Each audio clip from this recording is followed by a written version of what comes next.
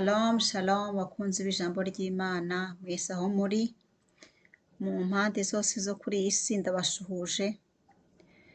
Yesu Kristo ahabwe ikuzo. Haleluya. Ubu ndagarutse gusangira namwe ijambo ry'Imana. Ni ibintu by'agaciro cyane. Iyo mbonye umwanya nk'uyu kuri jyewe ni privilege. Ni privilege, ni ibintu by'agaciro pe. Mbere yuko ntangira gusoma ijambo ry'Imana, ngiye kubanza kwiragiza amaboko y'Imana kugira ngo Mwuka Wera amfashe, Mwuka Wera abane nanjye. Data wa twese uri mu ijuru, nje imbere y'ubwiza bwawe, nkwinginga kugira ngo umfashe, ube kumwe nanjye, kuva ntangira kugeza nsoza. Ndakwinginze Mwami kugira ngo ugushaka kwawe konyine abe ariko gusohozwa muri kano kanya. Ndakwinginze ko ibirengeye kizima, kugira ngo rino jambo ngiye gusangira na bene data ritugirire akamaro, mbese ritwungure mu buzima bwacu bwa buri munsi, atari ukuryumva gusa, ariko ari ukuryumva tukarishyira no mu bikorwa mu buzima bwacu bwa buri munsi. Mwuka Wera ndakwinginze kugira ngo uzungide, ndaguhaye ikaze, ufate controle kugeza ndangiza. Ni mu izina rya Yesu Kristo w'i Nazareti mbisabye, amen.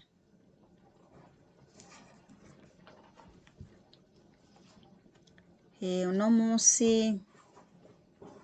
munsi ku bakurikiranye ino nyigisho, uyu munsi ni umunsi spesiyare, kubera ni umunsi ngiye gusoma igisomwa kirangiza igitabo cy'Itangiriro.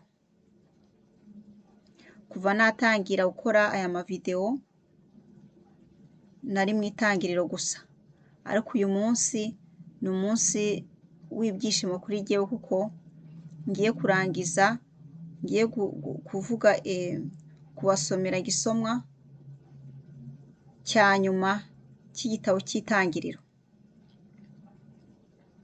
Imana ishimwe cyane. Itangiriro rifite amashapitire 50, rifite ibice 50. Uno munsi tugiye gusoma ku gice cya nyuma cy'Itangiriro, igice cya 50.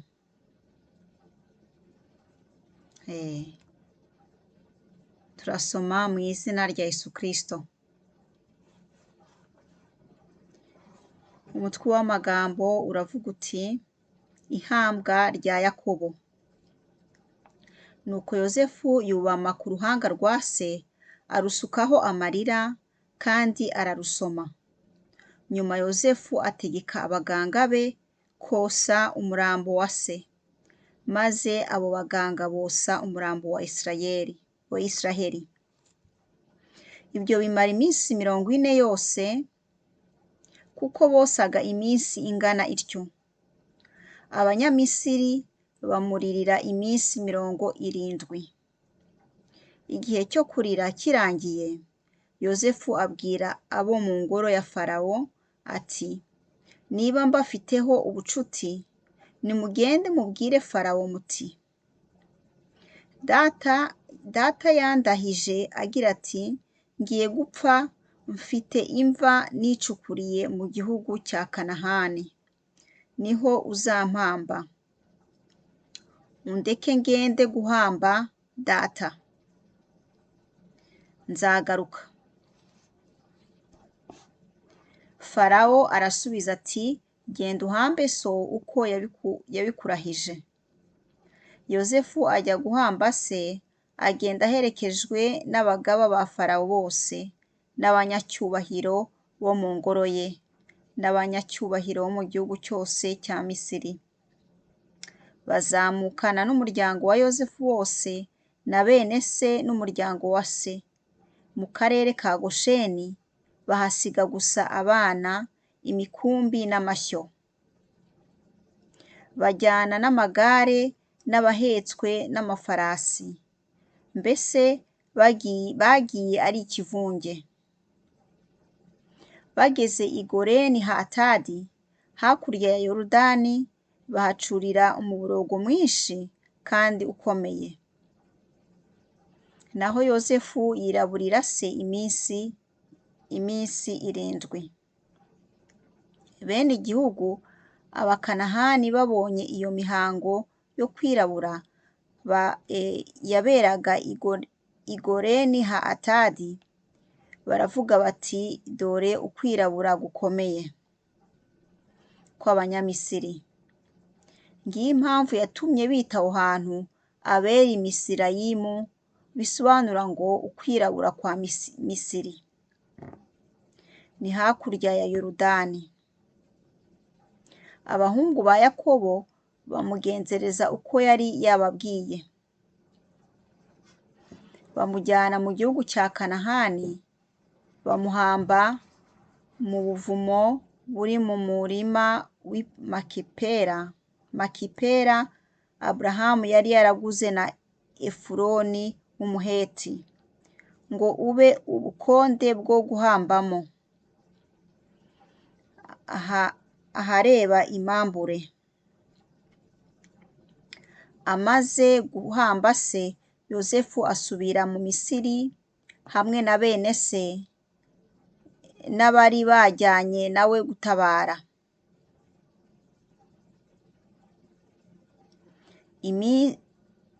Iminsi ya nyuma y'ubuzima bwa Yozefu. Iki ni ikindi gice cy'amagambo. Uyu ni uwundi mutwe w'amagambo bambe. Bene se wa Yozefu babonye se amaze gupfa, barabwirana bati none Yozefu yatwanga akatwitura inabi twamugiriye. Niko gutuma kuri Yozefu bati mbere yo gupfa so yaradutegetse ngo muzabwire Yozefu muti nyabuneka babarira bene so igicumuro n'icyaha bakoze. Ni koko bakugiriye nabi bitavugwa, none nyabuneka babarira igicumuro cy'abagaragu b'Imana ya so. Nuko Yozefu arizwa n'ayo magambo bamubwiye. Bene se bo ubwabo barizira, bikubita hasi imbere ye, baramubwira bati dore turabacakara bawe. Yozefu arabasubiza ati nimushyitse umutima mu nda, mbese murakeka ko ngiye kwishyira mu cyimbo cy'Imana?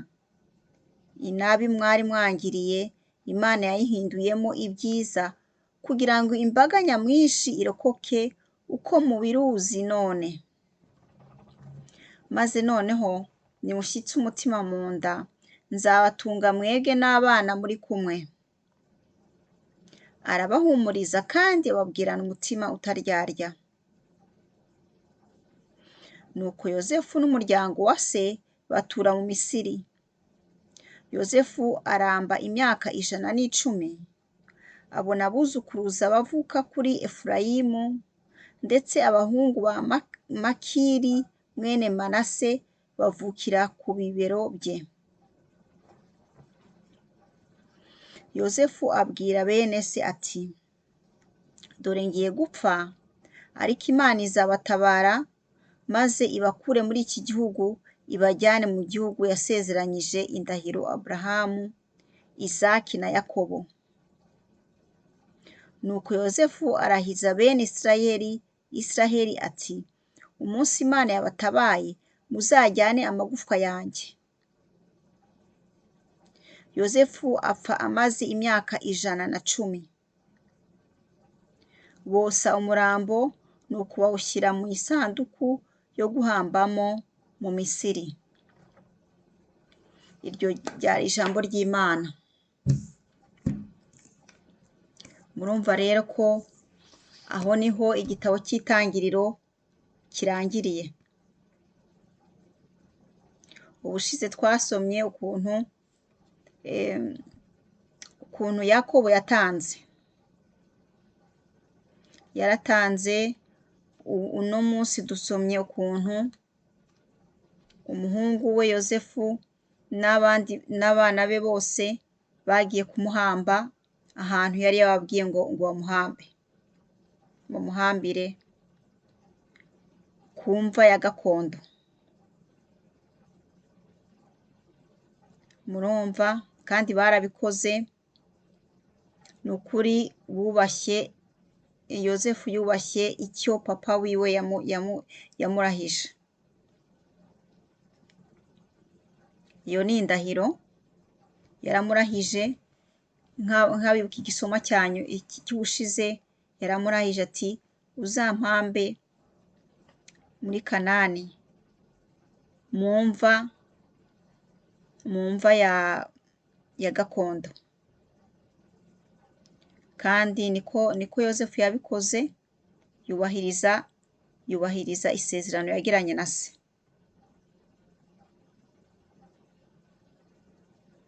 Natwe rero mu buzima bwacu bwa buri munsi tugomba kwita ku kintu cyitwa indahiro.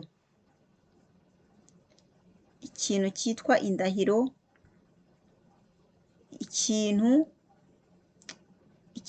isezerano, indahiro.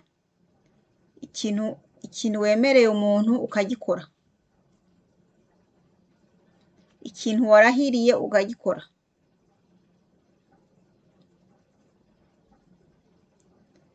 Kuko kudakora ikintu umuntu yarahiriye, kudakora ikintu yasezeraniye, ibyo bivamo ikintu cyitwa ubuhemu, guhemuka. Ubu se iyo atubaha se, agakora icyo yishakira, akavuga ati papa yarabimbwiye ariko hariya Kanani ni kure, reka muhambe hano mu Misiri, n'aha ngaha hari imva. Nubwo rwose papa we atari kuzuka ngo abe yamurakarira, ariko yari kuba ahemutse. Yari kuba ahemukiye se utakiri mu bugingo. Ariko Yozefu yari umuhungu wubaha se, yari umuhungu mwiza, yubashye isezerano rya se. Icyo ngicyo kikaba kirimo n'itegeko ryo kubaha so na nyoko. Ijambo ry'Imana yatubwira ngo tuzajye tubaha ababyeyi, ababafite bazajye bubaha ababyeyi kugira ngo Imana izabahe kuramba. Abantu bubaha ababyeyi bagira imigisha yo kurama, niko babyita mu Kinyarwanda. Rero byongeye n'ibyo, mu Gifaransa bavuga ngo la promesse la dette. Iyo wasezeranye ikintu umuntu, kiba kibaye nk'ideni. Mubwiye ati nzagukorera iki, ikintu icyo ari cyo cyose, niba ari ukumuha ikintu runaka, niba ari ukumusura, niba ari ukugira ikintu wasezereye umuntu,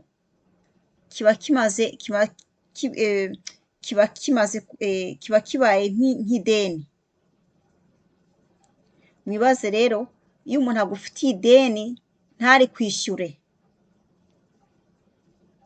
icyo kivamo icyaha. Niyo mpamvu kurahira ikintu cyangwa gusezerana ikintu ntugikore kiba ari icyaha, kuko ni ideni uba wanze kuriha. Icyo kintu jyewe nawe urimo kunyumva, reka kidufashe mu buzima bwacu bwa buri munsi, tumenye ko isezerano riba ryabaye nk'ideni. Rero iyo utishyuye ideni ry'abandi uba wishize mu cyaha. Kandi icyaha nta kintu kindi, icyaha nta nyungu kivamo. Icyaha ni ikintu kizana ibyago, ni ikintu kizana n'imikoshi. Rero nk'abakristo reka dushishikare kwirinda ikintu cy'icyaha, ikintu cyose gishobora kutujyana mu cyaha, kuko icyaha kidutandukanya n'Imana yaturemye. Niho rero icyaha kibereye danje. Nuko rero mwumvise ukuntu abana ba Yakobo bamwunamiye iminsi 70 yose. Ni ukuri Yakobo yari umuntu ukomeye cyane. Yakobo yari inshuti y'Imana. Yakobo yagendanaga n'Imana. Yakobo yavuganaga n'Imana. niyo mpamvu no muri iki gihe cya none mwumva tuvuga ngo iyo dusenga tuvuga ngo mana ya Aburahamu, mana ya Isaka, mana ya Yakobo. Yakobo arimo. Mwumva Yakobo yari umuntu ukomeye cyane kandi aracyakomeye donc iyo dusenga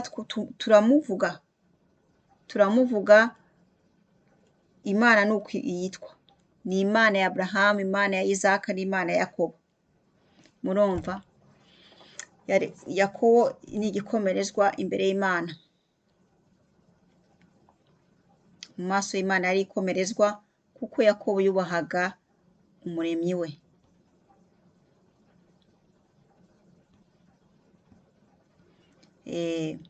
Rero twumvise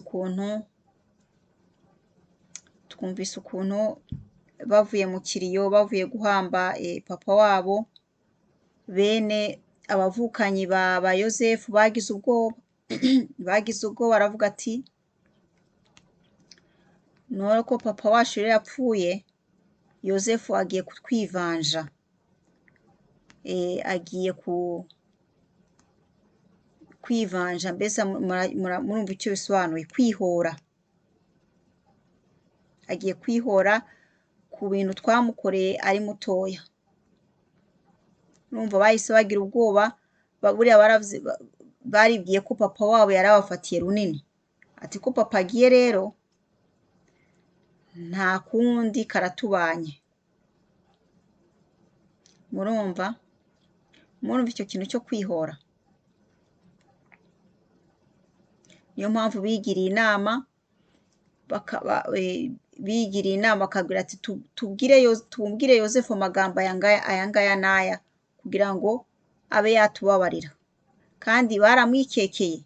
Yozefu ntabwo yari afite icyo gitekerezo, ntabwo yari afite icyo gitekerezo cyo kwihora, gusa bariketse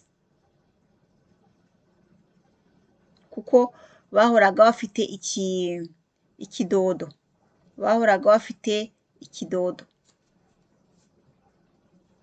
conscience yabo yahoraga ibashinja. Nuko rero basaba imbabazi Yozefu, aravuga ati papa yaravuze gutya na gutya, ntuzihore bene so gutya nk'uko mwabyumvise. Aravuga ati muhumure, nzabagirira neza kandi nzakomeza mbatunge mwebwe n'abana banyu. Murumva, ariko nabo biciye bugufiya baravuga ati rwose turabagaragu bawe, turabacakara bawe. Urumva basabye imbabazi bivuye ku mutima. Babwiye Yozefu ati ahubwo turabacakara bawe, utugenze uko ushaka. Murumva ibyo bintu.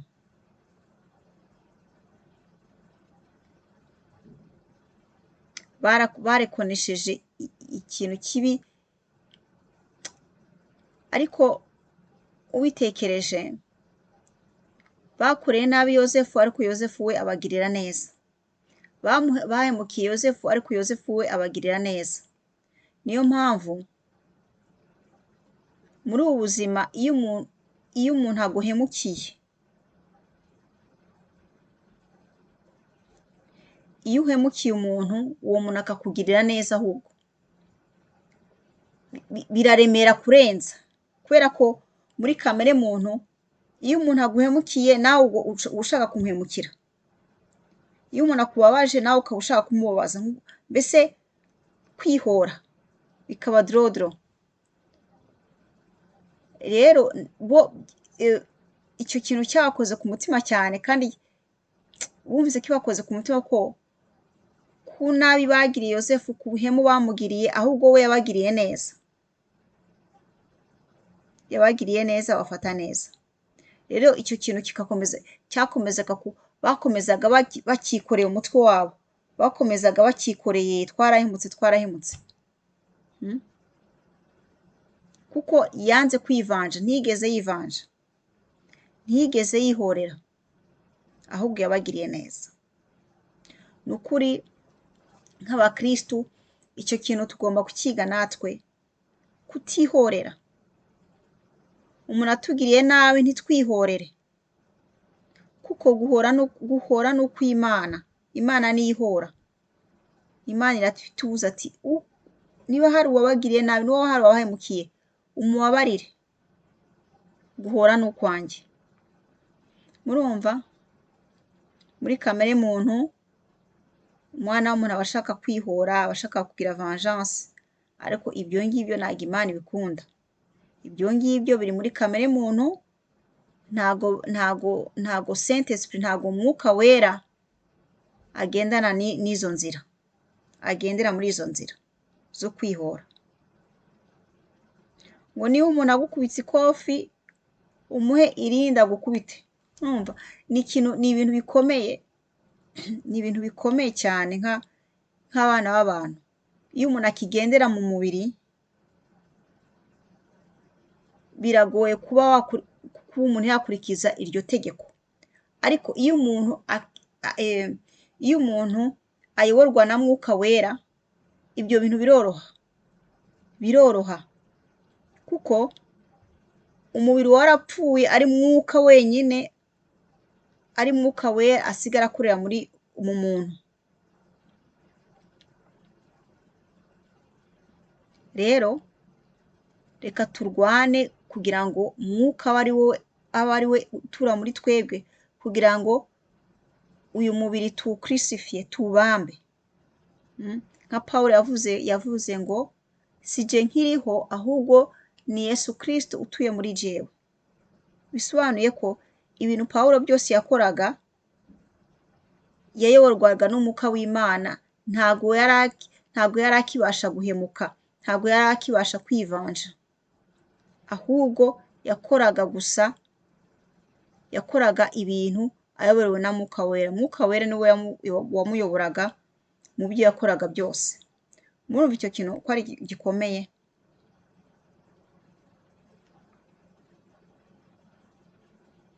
Si jye nkiriho, ahubwo ni Kristo muri jewe. Ni ibintu byiza cyane, ni ibintu biteye ubwuzu n'igomwe, kumva ko nkanjye nshobora kwatura nkavuga ngo si jye nkiriho, ahubwo ni Kristo utuye muri jewe. Cyangwa nkawe urimo kundeba, ukaba wakwatura ukabishimangira, ukavuga ati ntago ari uku nari nteye, nagiraga amahane, nagiraga vengeance, narihoreraga, nari ikijura, nari umusinzi, nari. Ibyo byose umuntu akabireba, ukabona wabaye ikiremwa gishya, ukabona ko biriya byose ntukibikora, ahubwo usigaye ukora gusa ibintu byiza, abantu bose bareba bakavuga ati uriya muntu ni uw'Imana kabisa. Ngo igiti igiti cyiza ukimenyera ku mbuto zacyo, ngo n'igiti kibi nuko ukimenyera ku mbuto zacyo. Ese bene data bakunzi b'ijambo ry'Imana, igiti cyanjye cyangwa se igiti cyawe gikora amafuri meza, gikora imbuto nziza, kibya igiti uri cyo, giproduiza ibyamwa byiza, giproduiza ibyamwa bisosa cyangwa giproduiza ibyamwa birura.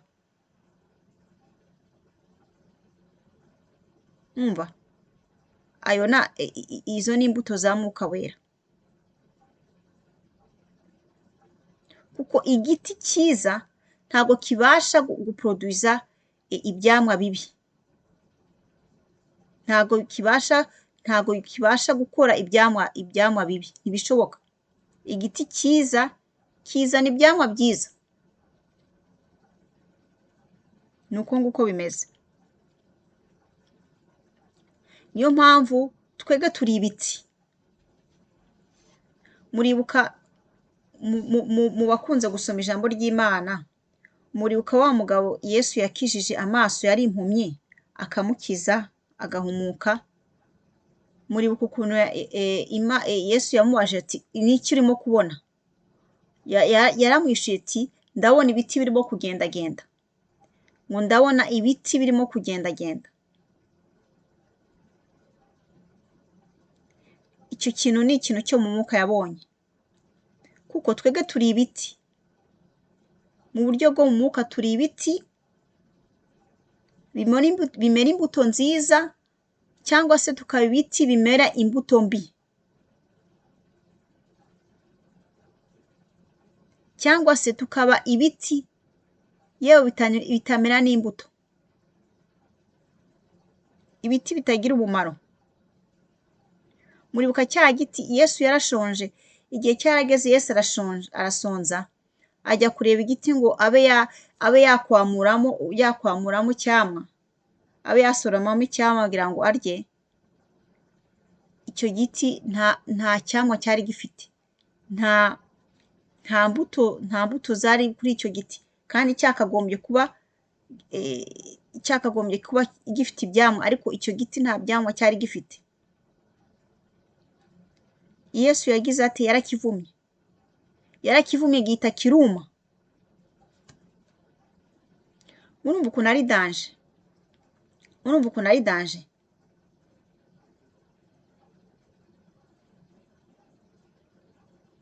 Tugomba kwisuzuma mu buzima bwacu bwa buri munsi, tuvuga ati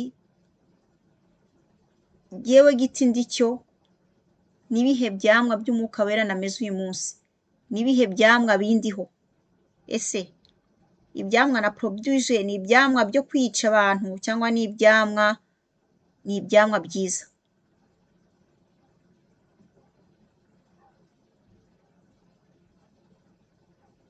Kandi n'ikindi kintu ubiroye, igiti cyiza gifite amafuri meza, buri wese yakwifuza kugisoromamo akarya. Murumva ko igiti ntago kigirira akamaro ubwacyo, ahubwo igiti kigirira akamaro abakibona, abandi. Igiti kigirira akamaro abandi, ntago aricyo cyonyine kigirira akamaro. Niyo strategie rero y'Imana, niyo strategie iri divin, niyo strategie y'Imana yadushije kuri iyi si kugira ngo tube ibiti bimera imbuto zigirira akamaro abantu benshi, imbuto zigirira akamaro abandi.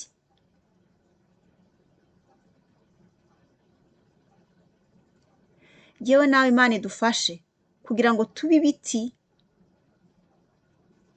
bimera imbuto nziza,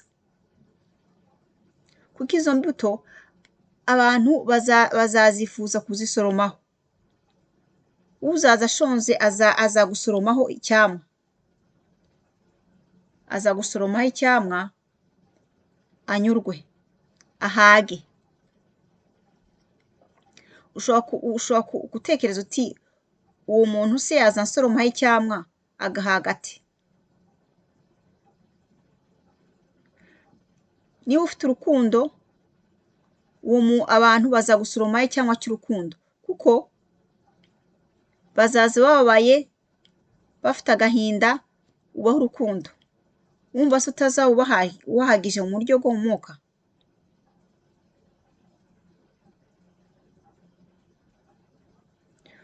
Niyo hari uguhemukiye, azategereza ko uzihorera, azategereza ko uzihorera abure, kandi azatangara cyane avuga ati ye, namugiriye nabi ntabwo yanyihoreye. Urumva ko nawe uzaba umumereye imbuto, kuko azavuga ati reka nanjye ngire nka kanaka naramuhemukiye ntiyagira ntiyanyihoreraho, reka nanjye mwigireho ingeso nziza.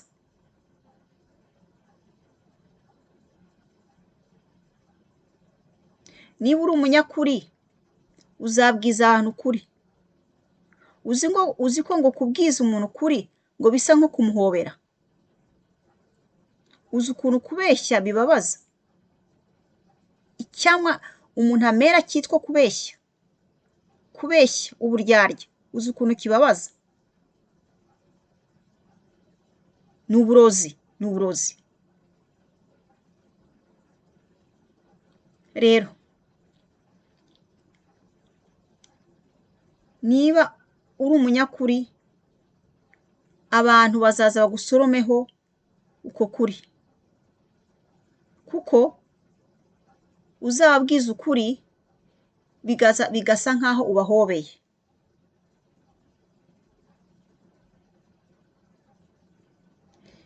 Kuko ngo umuntu ntatungwa n'umugati gusa, ahubwo n'ijambo ryose rituruka mu kanwa k'Imana. Mumbwire ninde uwo muntu wabayeho kuri iyi si kubera yafashe ya mafunguro aturunga umubiri. Ntabwo ushobora gufata ya mafunguro atunga umubiri ngo abe yagutunga, ngo abe ari yo yonyine yagutunga. Ntabwo bishoboka. Ntabwo bishoboka. Ntibishoboka. Umuntu atungwa n'ijambo ry'Imana. Ijambo ryose rivuye mu kanwa k'Imana, ari byo turimo kuganira ubu ngubu muri kano kanya. Imbuto nziza. Tube ibiti bimena imbuto nziza abantu bazifuza gusoromaho.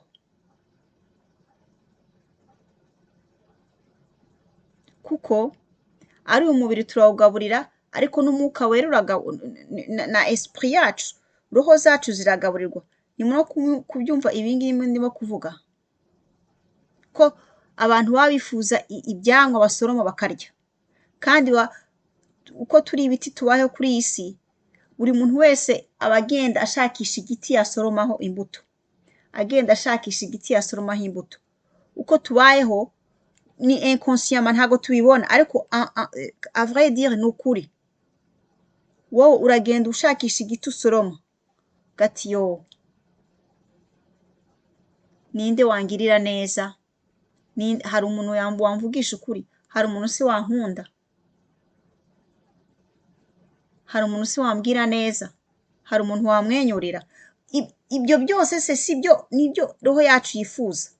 Kandi turabishakisha inconsciemment, mu buryo tutazi, ariko nibyo byonyine buri muntu kuri iyi si agenda ashakisha. Amahoro, amahoro.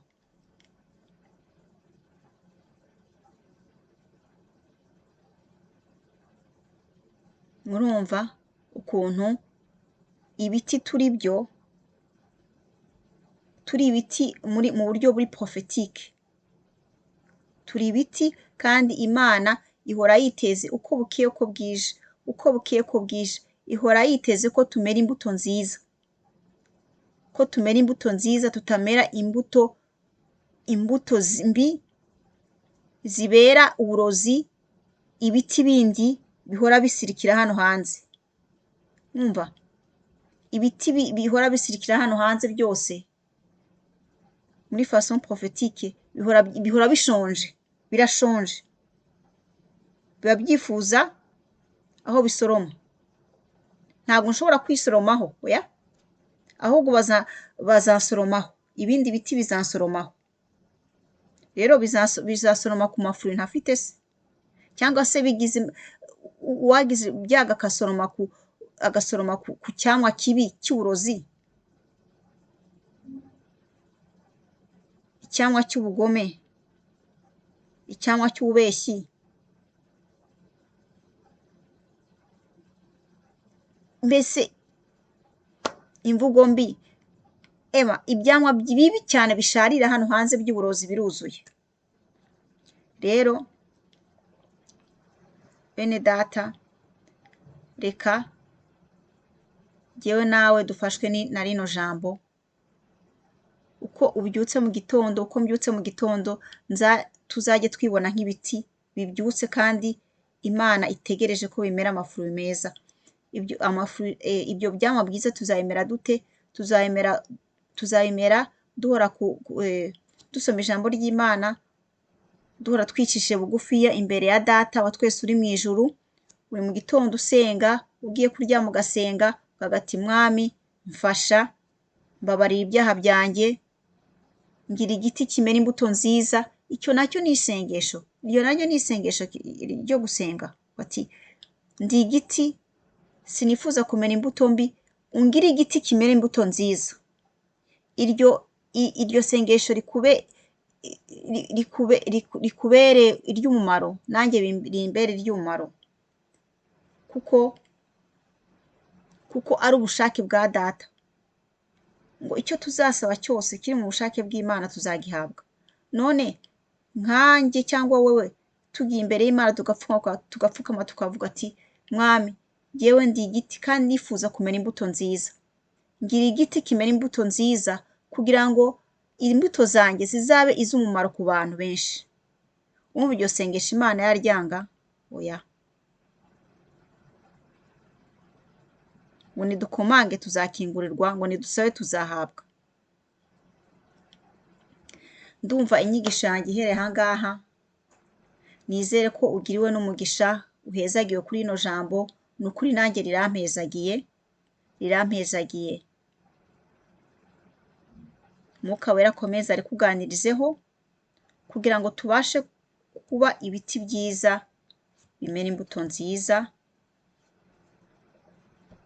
Ubwo tuzaba dusubira ubutaha Imana nibishaka. Uhezagirwe aho uri, wanyumvise. Shalom shalom.